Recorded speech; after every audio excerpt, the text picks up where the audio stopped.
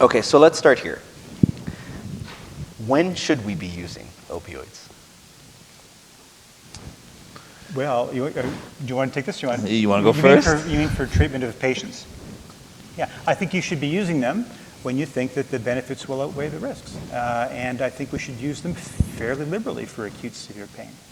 And we should, of course, use them liberally for people at the end of life. I mean, they're invaluable for people who are dying of cancer.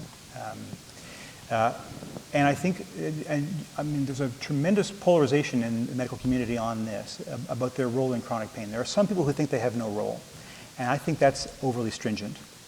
I think we should use them when we have a patient who has tried other options, including, by the way, cannabinoids, and has found that they haven't had a sufficient improvement in pain and function. But I think when we try them, we have to try them with an element of, with a respect for them, and the fact that people can sometimes fall into that trap that I alluded to. I hate to call it a trap, but that's kind of what it is. You know, I've never had a single patient on 20,000 milligrams of ibuprofen a day who told me that without the ibuprofen they felt miserable. And I think that this is starting them with the recognition, with a discussion up front with the patient about the risks and benefits, which is a lot easier to say than it is to do, because we don't have good studies to tell us about the benefits and risks long term, believe it or not. But I think we have to help people understand, and Hans, I'll be curious to hear if you agree on this, we have to help people understand that that they can sometimes over time find themselves in a place where what was once pain relief is really now the avoidance of withdrawal, because withdrawal is in some patients characterized by horrible pain. I mean, you can understand how a patient who's on high doses of opioids said, don't you tell me, Dr. Yerlink, that I'm not benefiting from my opioids. Without them, I feel shitty. Can I say that? Sorry, I already said it. Sure. I'll leave it there. I can't get out of bed in the morning, and they are adamant that they need them. And I think this can happen under the nose of the most caring, compassionate, watchful physician, where patients find themselves on drugs that they adamantly believe that they need. And we have to have this conversation up front. This can happen in 3 or 4 days to some people. So I mean, disagree?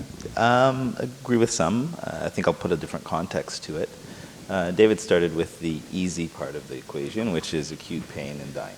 Okay, I think you're not going to have much debate there in terms of where the opioids should be utilized. I think what needs to change is the framing of what an opioid does for you and what your outcomes are. And I think David touched on it a little bit in terms of, fixing a number. And how did we get into this crisis? It was well intended, but asking somebody what their number is, giving them a medication to fix a number, in no way actually treats the underlying issue of a pain problem, which is function. And so once we start to change from fixing a number to understanding what is meaningful to an individual, what enables that meaning to return to their life. And in some cases, it's very clear. If you have it spread, not all pain is pain. And so you have emotional pain, you have neuropathic pain, you have inflammatory pain. And so if you're dealing with something like a neuropathic pain condition, you have guidelines for that. And you would start lots of other medications before you get to an opioid, but an opioid is part of that treatment algorithm. Now, as David said, you do have to set limits. And so this is something that is good. But should you absolutely exclude it? It is a tool in the armamentarium, as cannabis will become in this country, as many other medications are.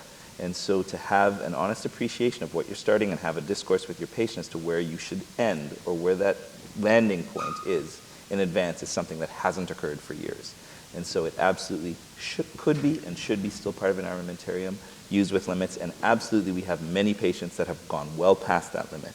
And those are the patients that we are in a crisis about, and those are the people that are at the greatest risk today. And absolutely, they will tell you that my pain is 9 out of 10, but it's been 9 out of 10 for 20 years, and I'm on 1,000 milligrams of opioids a day. So now let's start to look at what we have to do for those individuals and do it safely. And that's the missing gap in our system right now. Just one small point. I think it has a lot to do with the patient too. So if some 40-year-old woman is under my care and she has fibromyalgia, and she has a history of sexual abuse as a child and has untreated mental health, poorly treated mental health issues, and maybe drinks, I think that's a patient that you would want to be very, very wary about starting on opioids, because that's someone who I think is is going to very easily be in a situation where they are being harmed more than helped, even if it's not apparent at a superficial level. So I think there are a lot of patient factors that come into this decision that really are beyond the scope of a discussion like this. And we have good data to speak to some of that. Good. Each one of your talks brought up messaging, how this is actually depicted in the media or how we understand it. And everybody sort of had a little different spin on that messaging and what it should be. And I'd actually just like to talk about that a little bit. What should this messaging be? How should we be hearing this? Matt, do you want to maybe give it a whirl from your perspective? This is from everybody's perspective. This is not the truth. This is what do we think? It's a difficult question. I don't think I'm going to come up with a cogent message just off the top of my head, but I think that one thing is that we often message things in extremes or like emergencies, and it's a crisis kind of thing, and so it's difficult to have serious conversations when that's the way that things are being talked about. And so the number of deaths are scary, and they hurt me personally. But there needs to be a conversation that's sort of separate from that type of emotional stuff to actually come to some serious thought about what we do about this. I think for me, a lot of it has unfortunately been about this idea that this is all doctors' fault. It's, the prescription pad got us here, and that's just, like OxyContin, like, yes, they totally told doctors that there's no habit-forming possibility with this. All drug users had to do was chew it. It didn't take us very long to figure that out. They gave us Oxy Neo. They said, well, we fixed it. You can't do it. Within 2 days, people I knew how to cook it so they could inject it. Like, we're smart people. we figured out how to inject drugs in jail. We will figure out that, like, no matter what you do, we will figure out a way to get high, right? You're not going to stop us from getting high. We'll do it.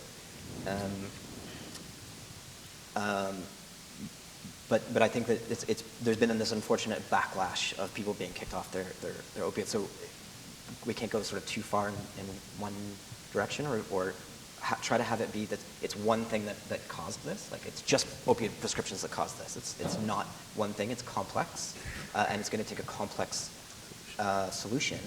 And so the messaging needs to be complex, and we're not good at complex messaging. We want very simple, spoon-fed messages about this is a problem, this is how we fix it. And so that's why law and order type things have worked so well, right? We build a wall, that'll solve it. We put these people in jail, that'll solve it. We let these people die, that'll solve it. Or in the Philippines, we murder these people, and that will solve it. And Donald Trump has been supporting Duterte. What a great guy he is.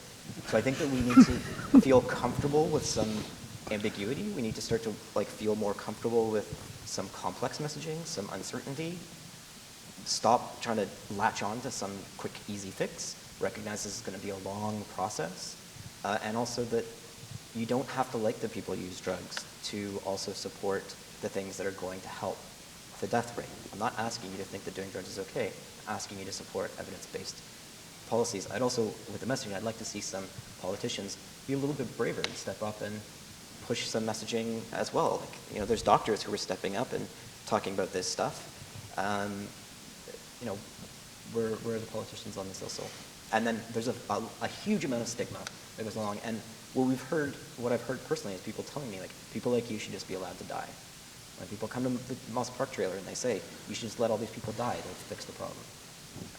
And so I would love to see something about how, we have a Bill of Rights in Canada, and being a person who uses drugs, you're not covered under that. Mm-hmm. So all kinds of oppression are outlawed in this country, but I can lose my apartment for being a drug user, I can be arrested for being a drug user.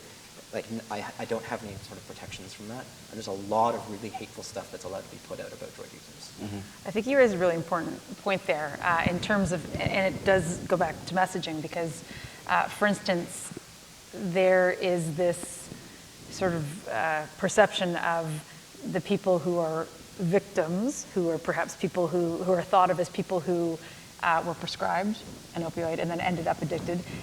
And you don't have that same, people don't tend to have that same respect for people. People tend to put people who are using drugs whether it's recreationally or otherwise, in a very different category.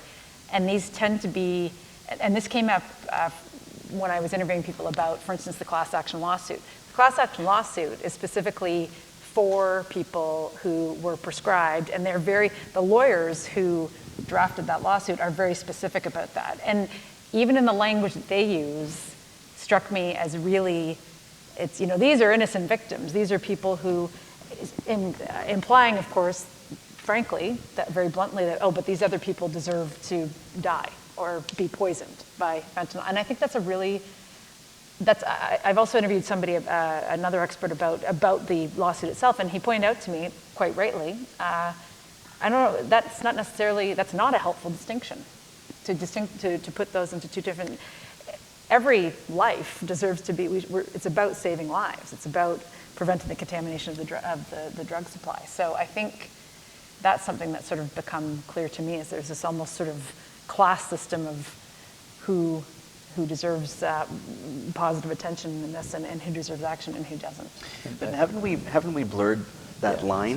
So, Go for it. So what I was about to say there is that, I would be remiss at this stage to say that, unfortunately, the entire continuum is now stigmatized, right? So not only are we dealing with the stigma on the end addiction side, folks that are now using it even on the pain side can't tell their story for fear of someone knowing I take an opioid for my condition, right? And so instead of talking about a pain strategy and addiction strategy, we need to get the stakeholders to the table. We need the government agencies.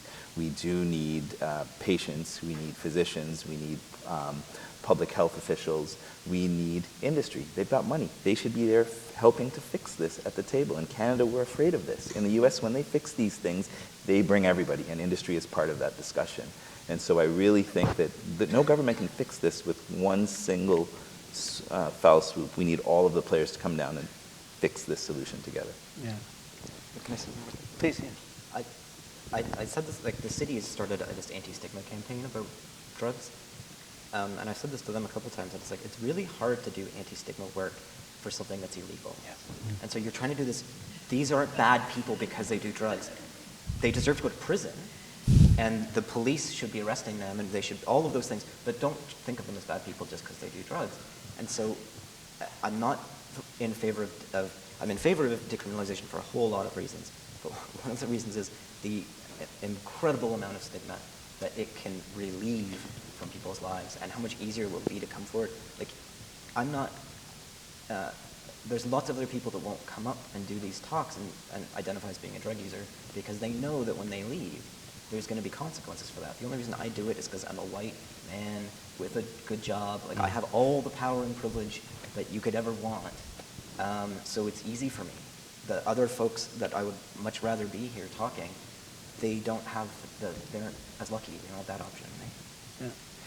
Yeah, I think he made some excellent points. I think you can't have a serious talk about this issue and about addressing it and about harm reduction without talking about changing the laws. And it's something that people they bristle at because it's always been illegal, right? I mean, it's just a matter of time. What is it, October 17th before it's no longer illegal to consume cannabis? I made the point in my talk that the person who uses drugs, drugs have always been a part of society. For as long as there have been drugs, people have used them. And there's always been people who try to prevent other people from using them. And it's really wrong-headed and moralizing. And if we instead focused on allowing people to use drugs safely, we should all be able to agree that it's good if fewer people have drug-related problems, and it's good if fewer people die. And until the laws change, and I'm afraid the 4,000, it's a matter of time before it's 6,000, and then maybe 10,000. We have lost.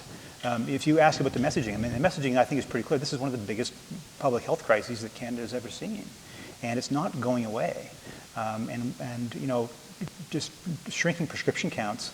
I'm all in favor of more judicious prescribing, but just cutting prescription counts is not going to solve the problem. People see it as something they can measure, and they've got us here, and so we should be able to just fix it by prescribing. That shows a really lack of understanding of the depth of this problem. Yeah, but the difference between we were saying people who were prescribed the opiates and say recreational drug user. That's where I see in this particular case, and I'm sure this isn't the only time in history this has happened, and it will not be the last time, that line's become blurred. Because if I was given a prescription and I'm no longer getting my prescription, and now I'm going out into the street to get my fentanyl or get whatever else that I need, I've swung from being somebody who got it for prescriptions to somebody who's now on the street getting the drugs. What's the difference? There's The still difference is you're going to die. Is the difference. Oh, I understand, but what's the difference between that person and a recreational drug user? Is there a difference? Yeah, there's actually still a hierarchy at play. You get a little bit more sympathy that way, so a lot of drug users have started to say, it's not my fault that I got a prescription and that's how I got to this place. But you're like, hey, dude, weren't you drinking every day and smoking crack before you got that opiate prescription? Well, yeah, the opiates are what really... So it's like, sometimes it's more common. Yeah, like, yes, that absolutely happens. So some people are introduced through prescription and that happens, but it's often more complicated. And I mean, we have all kinds of hierarchies within drugs. If you get caught having powdered cocaine, you go to jail for significantly less time than if you get caught with crack. It's the same drug. It's just that one is a smokable form. But who uses powdered cocaine versus who uses crack? Like what does the media put forward about who those people are? So we have all kinds of ways that we discriminate against these drug users more than we discriminate against these drug users. And so, I wish there were more Matts on the panels that I've spoken on, because I can tell you one of the slides I have that I didn't show was that in BC, when you have an overdose patient and you bring them back and they're in an emerge and you ask them, well, why did you do it? Well, I have a pain problem. Right? And so there is a complete blurring of the lines, because now you have a population that is actually not getting appropriate treatment, and a population that is preying on that fact as well at the same. Well, that's a bad term, but that it's all mixed in because of messaging from the get-go, and we tried to fix it with a bad message. I mean, I know people who go to the hospital because they get a limb broken and they won't get pain medication because they're a homeless person who has a history of drug use. So it's like, I can't give you this drug because you're going to get hooked on it or whatever. And it's like, we're taking away proper medical care from people because they are people who lived in poverty. The infective endocarditis patient who comes to the hospital that can't get a PICC line to get their IV medication because they might inject, right? Or they might actually head back down a road of illicit drug use. Well, what does that matter? Help this patient, get them to the other side. They then get to enact when they change their life. No more judgment, no more stigma for the pain patient, for the addicted patient. Just deal with people as human beings and help them move forward. Okay, and so that should be the premise. And view it as a health problem more than a criminal, because these are health issues, not issues of crime. So, and that's where I want to head right now. Let's talk about legality for a minute. Let's talk about Portugal and the other places in the world where they've legalized everything. What do you think? How's it working? Is this something we should be considering? Yes. Does anybody? Yes? Is that just a blanket? Yeah? Yes. Any particular reason why? Well, I am certain Matt can talk to this better than I can, and with more authority and more experience. But am I right when I say that people hide their drug use because it's criminalized? And this is where the stigma comes from. If I go home and have a gin and tonic, a solid gin and tonic tonight, as I might do, no one's going to cock their eyebrow at me, right? If I went home and smoked a joint, which I certainly wouldn't admit to in public, but if I went home and decided to inject something, people view these things differently. They are not fundamentally different. They are choices, and the choices have consequences, but think what we as a society have done to modify the consequences. And if I have a patient who smokes, I'll encourage him to stop smoking. I might do it repeatedly. If I have a guy who drinks 8 drinks a day, or 10, or 15, or 26, I'll encourage him to cut down. And maybe one day they will, at our 5th or 20th meeting. The people who use opioids should be afforded the same treatment, and they shouldn't be put in jail. It just makes everything worse. David said before that drugs have been around as long as people have, and it's actually, drugs have been around since before human beings True, have. actually, good point. And drugs are used by other animals, too. So they were actually used before Homo sapiens, and they will be used after Homo sapiens. Which with Trump in power is about 13 months from now, I think. Yeah. So the idea that we would come along with our hubris and think that we can change that, only human beings would think that was possible or reasonable. Portugal when they decriminalized, they put in place a 10-year study to see what it was going to do. Because it's not like everybody in Portugal thought this was a great idea. Lots of people were against it, including the police. They were not on side. They're a small country. They do not have a lot of money. They had a really serious HIV problem. They had a really serious overdose and sort of drug problem. And they just said, what do we have to lose? Things are so terrible. We'll try this and see how it goes. And within a few years, the police who were so against us that this will bring down our society came on side. And now they will speak around the world about how I was totally against this over 10 years ago. Now I'm totally for this and everybody needs to do this. It really, and the number of people who use drugs in Portugal has gone down. The number of people in treatment goes up. The number of people who initiate treatment tends to go down. HIV has plummeted. I mean, think of the societal cost. If you want to if you want to be a right-wing politician, think of the cost savings of that alone. I mean, for every dollar you spend in harm reduction, you save $7 in healthcare costs. So it's always fiscally sort of responsible. And if our right-wing parties were actually fiscally conservative, they would be doing a harm reduction policy because it actually saves money. If you squeeze a pipeline and don't increase access to treatment, you're going to land where we are. Yeah. So, harm reduction. Because, as you've pointed out, some of our politicians aren't exactly on board with this. And so, before we start talking about that, because I saw a lot of inhalation when I brought that up, Matt, can you tell me how the site at Moss Park works? Like, what actually happens? Like, because I don't know. Like, I really don't. I hear about this, and it sounds like a good thing, but I don't know. So. Yeah, no, I mean, that's why when we first opened, we gave tours to politicians when we were closed, and journalists as well, so they could come and take pictures and show people what it would look like, but also to see what it looked like, because if you haven't used drugs, people don't necessarily know what it's like. I mean, when we got the heated tents, which came from the province, they gave us these heated tents, and then when we were trying to get stuff set up, they were like, well, you can't have matches in there. We're like, what do you mean? Like, you can't have an open flame in this tent. And we're like, people are supposed to use drugs, are supposed to inject in there. And we're like, yeah, we know, they can inject, but there can't be an open flame. We're like, you don't know how you cook drugs, do you? We're like, no, we don't know. So eventually that got changed, and we mostly just used it as a warming center, to be honest. So what happens is you come to the trailer, you walk in, it's split in half. So half is the sort of welcome and distribution side, and half is the injection side. So you walk into the welcome distribution side. There's volunteers there who often know you, and they say, hey, how's it going?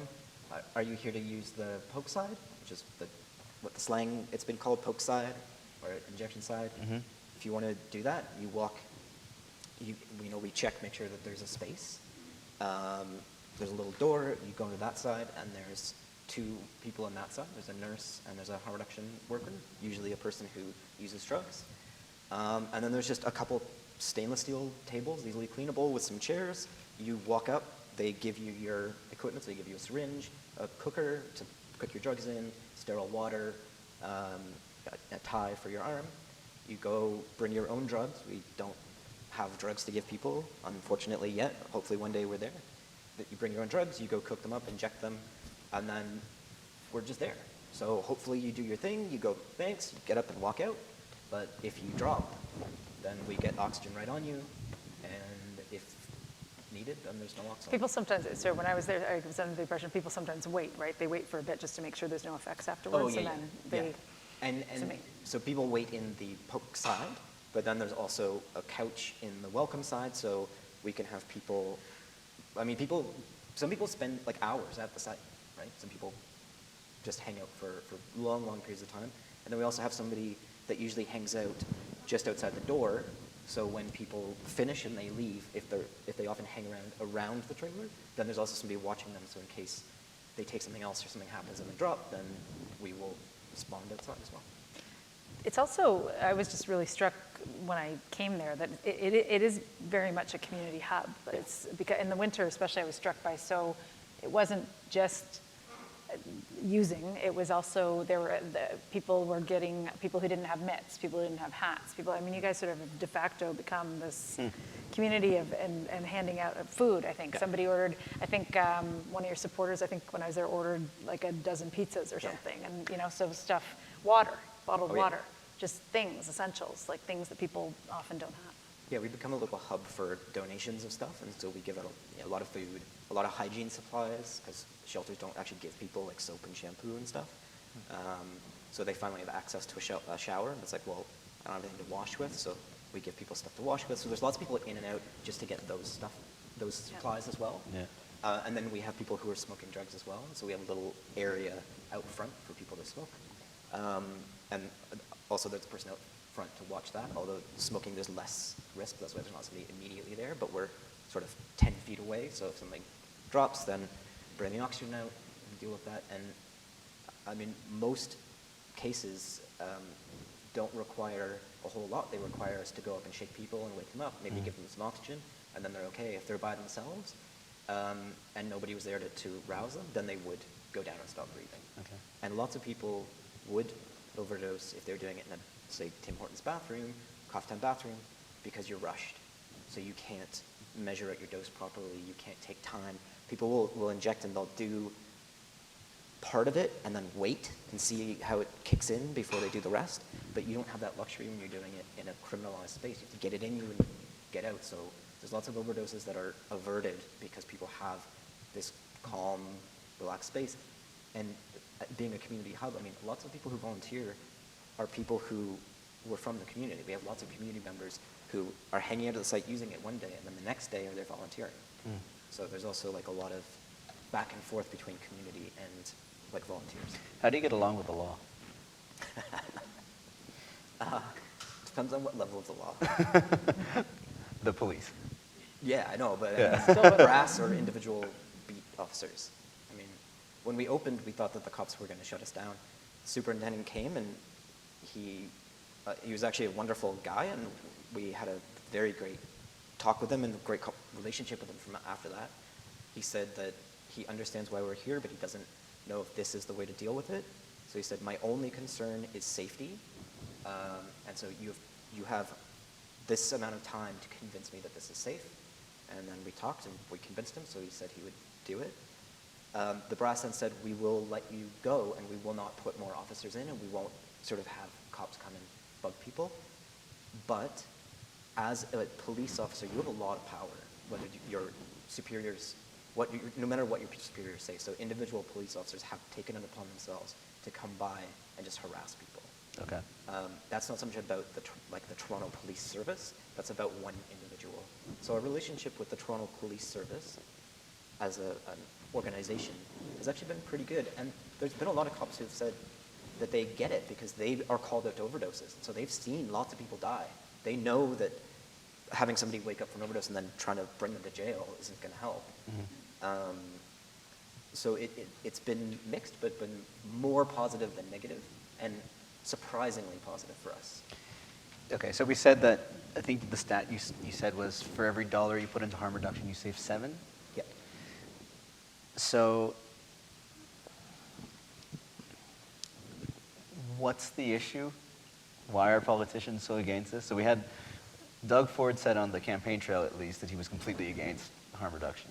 I think a couple of days ago, or recently, he said he was putting $1.9 million into mental health and to try and sort of, I guess, help the opioid crisis. Although I don't think he actually said whether he's changed his stance on harm reduction or not. The head of the federal PC party said, no way, he doesn't like the harm reduction either. They say the opioid crisis is a problem and we need to solve it, but this isn't the way forward. Why can't you do two things at once? Because if you're a party that runs on a law and order agenda and Yeah. you are facilitating something that's illegal, it doesn't play well with your base, I would argue. So is that generally it? Is that sort of the Well, consensus? no, it's not that simple, but that's my first. I'm sure it has a lot to do with preconceived notions and prejudices and moralizing. People hold beliefs about all kinds of things. But any politician who takes issue with the principles of harm reduction and safe and supervised consumption sites in particular just they haven't read enough about the issue. They haven't talked to enough people. They are by definition not thinking about this in a way that they should. There's no case to be made, no compelling case to be made against. I think we need more of these, not fewer. Yeah. Yeah, I mean, I would echo that. And there's so many inroads to fixing this, and harm reduction is one, as is ensuring a better public message as to what's happening. I think that message piece is also important too, because politicians tend to speak in sound bites, right? So Yeah. this is a complex issue. It's tough to encapsulate that to somebody, especially if your constituents aren't buying in, because your constituents in turn haven't read enough about it or don't know enough about it. It's hard for you, as I would imagine, if you're a politician and you're trying to convince them that your constituents that this is something worth supporting, it's tough to do that in a soundbite. Yeah, and that's, I have friends who are politicians, and I'm constantly telling them, because I work at the university, I spend my time in healthcare, I kind of know my way around the block a little bit, but I don't know all this stuff. If I don't know it, how can I expect, the bulk of the population to know it? I mean, I lived with the stuff professionally, and I still don't know. One of the credits I'll give to the Institute of Medical Sciences in U of T is that you've actually put a panel together here of not just academics or people talking about the problem. You have all of the facets that went into messaging, you have all the facets that went into where we sit today. And when you get the people on the front lines to actually get access to change things, you'll make more appropriate decisions than just the folks who can play with the data. And I know you're an epidemiologist, I'm sorry, but you have to always involve people that are on the ground dealing with the issues. Are my students listening? They're here somewhere. That's where we always start, right? If we want to fix a problem, we have to talk to the patients. We have to talk to the people on the floor to see what is it that they actually want, instead of just assuming that we understand it, right? So this is a complex issue. We know it's a complex issue. We know that politicians work in sound bites. We know that complex issues aren't necessarily digestible by the general population. I include myself in that. So how do we fix the messaging? Nicole, I'm going to come to you on this one, because this is kind of your job. And I'm sorry I'm putting you on the spot with it. But, I'm hoping that in the crowd today we didn't make too many enemies. I'm hoping that you learned something that you didn't know before you got here. I'm hoping that some of that stigma, we've been able to educate people to understand that maybe it wasn't exactly what I thought. I've gotten that from this panel conversation, from the reading that I've done just to prepare for it. But not everybody's going to go to that extent, so how do we help that messaging? I think it's important, first of all, to acknowledge how complex it is, first of all, and I think a lot of responsibility for how things are messaged does lie with the media. I think in many cases, we have, grabbed onto, there's a narrative that happens, and then, you end up with headlines about, crisis, and this, and it becomes, you also have, in working in media, you have 2 minutes to do your radio story. You have 800 words on a page to tell a story. It's an incredibly complex crisis, and I think we need to always be cognizant of that, and we always need to make sure that we're clear about that, and we need to make sure, and that means covering all angles, talking to as many people as possible. It means going and talking to people like Matt. It means going and talking to pain patients. It means going and talking to all of the things that you've mentioned in terms of, going to the patient first. It's about going to the people affected first. And I think one of the challenges in reporting on the opioid crisis has been to get people, because largely of the stigma, it's a double, you want to report on the stigma and you want to destigmatize by giving people a voice. On the other hand, it's so frightening and such a loaded thing to do, to come forward and to be brave enough to speak on the record and to do that. So I think, but that doesn't let us off the hook. We still need to keep trying it. We still need to get those voices and give those people a platform. And that's got to just keep happening. I think we also need to avoid falling into that trap. It's like, if I'm working at CBC, Global has the story, but what you need to be careful to do. It just comes back to the basics of responsible journalism. Yeah. Report the facts, report people's experiences, get all the information you can, and multiple stories. It's going to take multiple stories. You can't summarize the, whatever you call it, the opioid crisis in one story. It's multiple stories, multiple perspectives. And it's a story in evolution. And you can see the evolution even in David's talk. Sorry, David. 4 years ago, there wasn't much of a pain presence in his talk, and now there is. And as this evolves, I've spoken to reporters now that I've spoken to 3 years ago that probably interviewed me and interviewed David, and my story wasn't told. And now they want to hear my story again. Well, maybe it wasn't good. It's good now, though. It's good now. Yeah, it's good. Yeah, sorry about that, yes. So the story is an evolution. I think people are understanding how complex this is, and and I think responsible reporting will start to tell the other side of the story, and we'll get there. So as someone, I think the media has actually a really important role to play. And I mean, I've been doing media interviews for 15 plus years about things other than opioids as well. And I've been impressed at how the media, it's what politicians listen to. And, I don't get Christmas cards from Purdue Pharma. And I never shed a tear when I see a story that casts Purdue and other companies in a negative light. But I think it would be really helpful if the people who really had the power to effect change, and by that I mean federal and provincial politicians, and people who are tasked with protecting public health, Chief Public Health Officer of Canada, Chief Medical Officers of Health of provinces and territories, if the media made it clear, repeatedly clear, that these people weren't doing their jobs as well as they should, and people are losing their children by the thousands as a result, their friends and their brothers and sisters and parents, as a result of the fact that we know what has to be done, and we know that it's not one thing, it's a whole bunch of things that have to be done together. And it's going to be very, very expensive to do. And I mean, this is why I think if the media, I hate to hold the feet to the fire is maybe a little bit strong, but I think the more attention, the more negative attention politicians get for not doing the things that we know need to be done, the better, because that's the sort of messaging that will actually make things happen. I think too, like good allies. So because we're drug users, because we're criminalized, it's not going to be us alone. It's going to convince people to change. It's going to be other people who get a little brave and stand up and say, I agree with this, or I believe in this too.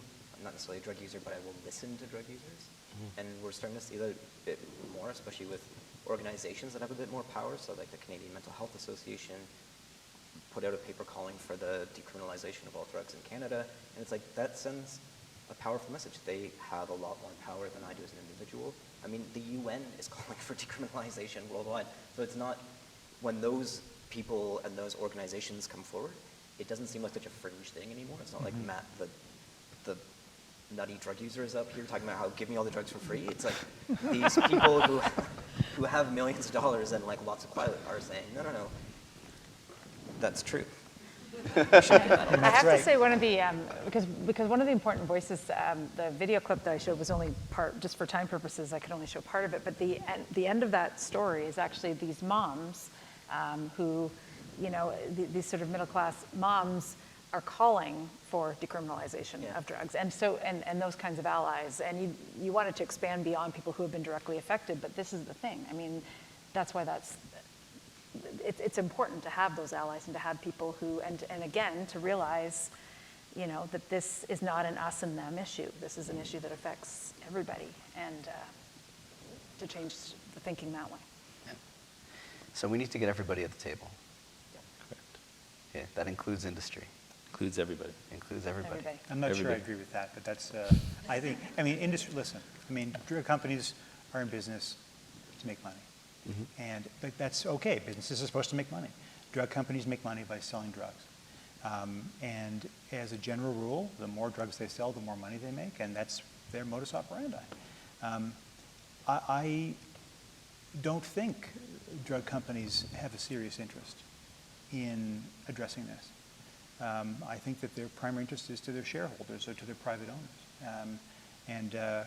I'd be curious to know, I could just ask Hans, what do you think a big opioid manufacturer can do here. I mean, So- you yeah, can take good- your old good product question, that's David. coming off patent and make it tamper resistant, notionally in the benefit, in the interest of public health, when in fact what you're trying to do is get 20 more years of patent protection on your drug and continue to make billions and millions of dollars with foreseeable consequences. But what if you could have a chat with the CEO of Purdue or Janssen or John? What would you say to them? I would say that you have a responsibility, as does an entire industry of pharmaceutical players, to actually give back to an issue that has some consequence for what has transpired. And so if all of these companies, and not just singling out one, there are multiple companies that have to put back X percentage or a percentage back into a solution, I think, one, it would help their image. Two, it would actually bring a surplus of cash that the government just doesn't have to the table. And they're the government. They get to make those decisions. And so I think, I have had a couple of conversations with some of these folks, and they're not unreasonable. I think that they are willing to sit down and say, okay, how do we go about this? You're calling us out, and without any attachments to their bottom line of sell more drugs, but let's help an entire scenario by building a pot of money and get the stakeholders to spend the money. And that would be my approach. I just wonder if it'd be successful. That's my concern. I mean, Won't know till we try. But I'd rather be wrong for trying than just say it's not possible. we should have invited the CEO. No, I'm just kidding. Next time. So I want to thank you all so very much for coming tonight. I think, U of T Talks, we put these together every year because we want to try and talk about an issue from different perspectives. And I think the four of you really brought that kind of perspective from here for this particular issue. And I know some of the things that were said tonight are not necessarily easy to say. I know that not everybody agrees with them, but I want to thank you very much for saying them, because we have to start having these kinds of conversations. Can we thank our speakers for joining us?